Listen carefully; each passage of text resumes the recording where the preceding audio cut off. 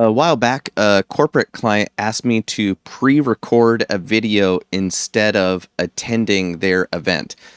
Because the travel logistics were complicated, the event was far away, I was already booked, but they still wanted me. They were like, please, anything. So I did it, right? Good production value, solid material, as always, right? I mean, honestly, probably better stuff than I would have delivered live because I had time to record, re-record, hone it, overscript it, and deliver it until it was perfect, right? So if I was being honest, it was top-notch work, right? They played it at the event, people watched it, some people nodded. They didn't bring me back the next year, right? So when I finally talked to the coordinator, she told me something that stuck. Everybody liked it. It was fine. Fine. Like that word is the tell, okay? So here's what I want to show you before this video is over. There's a mistake that founders make when they start building systems, a specific one, and it's a logical mistake, but it's still a mistake. And identifying it is the difference between a business that scales and one that scales up to a ceiling and stops. So stick with me. The community I'm building is for founders working on exactly this issue, the discipline underneath the tactical layer. Okay. Because if that's the kind of work you want to do with serious people, link is in the description. So every good founder eventually learns the same lesson. You can't do everything yourself, right? So you delegate delivery, you build teams, you systematize what can be systematized. And with AI, you can do more of that than ever before. So you remove yourself from the repeatable work. If I've ever had to do it twice, I'm never going to do it again. I'm going to build a system for it. And you hear, work on the business, bro, not in it, right? Which, that's correct. That's right. That's good advice. The output doesn't degrade. The client experience holds fast. That's cool. The business grows without you becoming the bottleneck in every single process. All of that is correct. Okay. And then the mistake happens. Founders apply the same logic to presence, right? If delivery can be systematized, everything can be systematized. I don't know why that's how you sound in my head, but it is. So the deck goes out without you. The proposal gets sent in your voice, but not by you. The relationship maintenance gets handed off. The room that needed you gets someone else or something else in your place. And the result is fine. Genuinely. It's often perfectly fine. Clients get good work, teams represent you well, the business runs right up until a specific kind of room comes up. Okay? And then the word you hear back is fine. So let me show you what that room looks like. It's a deal at a size you've never closed before. It's a new category of client you're trying to break into, or a new vertical or a new market. It's a relationship that's been warm for a year, finally ready to move. It's a renewal where something happened and you don't really know what exactly. It's a partnership conversation where they're negotiating trust as the product, not the terms of the agreement. In all of those, the actual decision has a very specific shape to it. They're deciding whether they believe in the person behind the business. The deck doesn't answer that question. The proposal doesn't answer that question.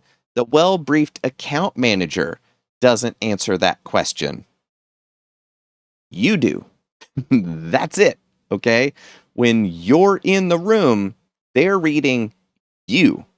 Every deliverable that your business sends is a proxy for you. Decks, emails, recorded videos, proposals written in your voice, all of it are proxies, which are useful. Proxies scale, but some decisions aren't about the proxy. So here's the mechanics of it. Think about what changes when you walk into a room. They can see how you handle a question that you weren't expecting. They can feel whether you're actually confident or you're performing confidence. Just fake it till you make it, right? They can tell if you care about this specifically or if it's a routine meeting for you. And sometimes they want one, sometimes they want the other. Like, I want a surgeon who's almost bored because they're so darn good. I don't want my surgeon to be nervous or excited about this. Okay. They can read 100 signals in the first 30 seconds, in the first 5 minutes, that no document that you send will ever deliver for you. Over email, they're evaluating your thinking, but in the room, they're evaluating you. Those are different negotiations. Certain amounts of trust, certain sizes of commitment, certain levels of risk, they complete through presence in a way that don't complete through anything you send ahead of time. Okay. So a signed proposal is the last step of a relationship decision that usually happened way earlier. And a signed agreement is the beginning of a relationship that's going to keep continuing, hopefully.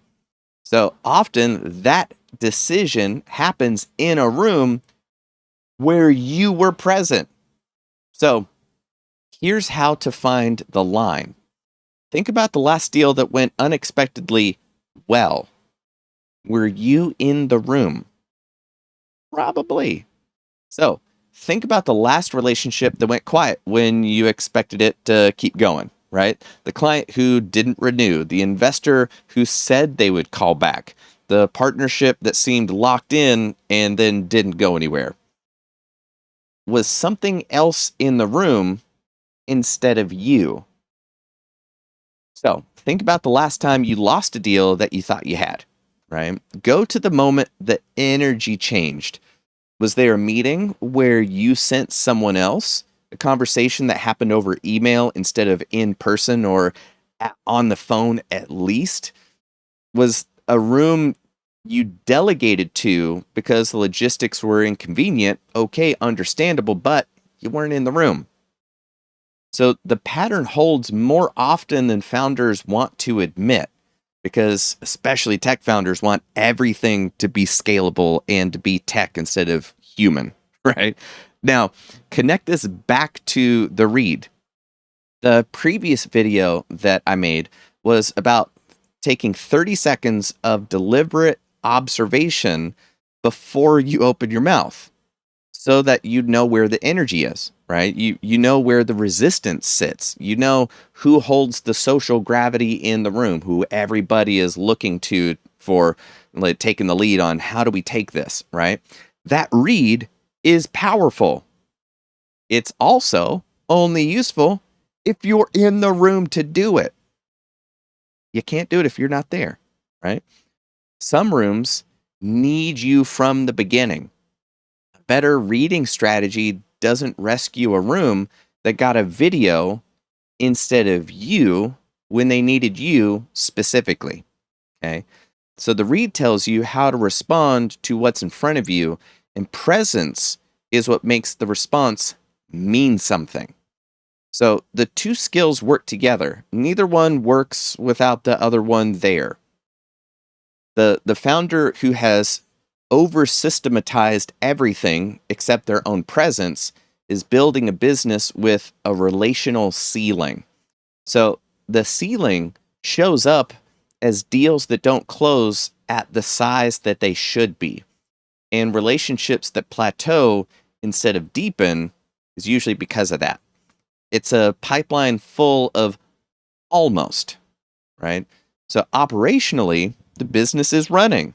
Relationally, something's missing, and the variable is usually them, you, right? And the frustrating part is that it's all invisible from inside the business. Everything's working. The output's good. The team's capable. The proposals are strong. They're fine. Earlier, I said the mistake is a logical one. Here's the logic. Okay. You learned that delegation makes the business scalable. You applied that lesson broadly, and the lesson is correct. It's right. The application, though, was too broad. Delegation works for delivery, it doesn't work for trust at scale. Trust at scale still runs through you. What changes as the business grows isn't whether your presence matters, it's which rooms need you in them. The skill is sorting those rooms correctly. Knowing when to show up yourself is its own discipline, and it starts with the read. Okay. Then it adds one question before you decide whether to delegate or to show up yourself. Is this a moment where my presence is what they're deciding about? If yes, then be there. If you're not sure, be there. The video is fine. You are something the video can't replicate. The hard part is knowing when that matters. And the harder part is showing up when it does matter. So, this is the 5th video in a series of 5 videos talking about one gap, the difference between what you intended to communicate and what they actually experienced. The construction model, sincerity versus discipline, the proving ground, the 30-second read, and knowing when your presence is the variable that changes everything.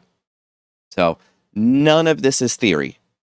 30 years of experience in front of live audiences has produced everything, right? So, if you want to take the next step, the link is in the description, it's in the pinned comment where that work happens. And I would love to see you on the inside there.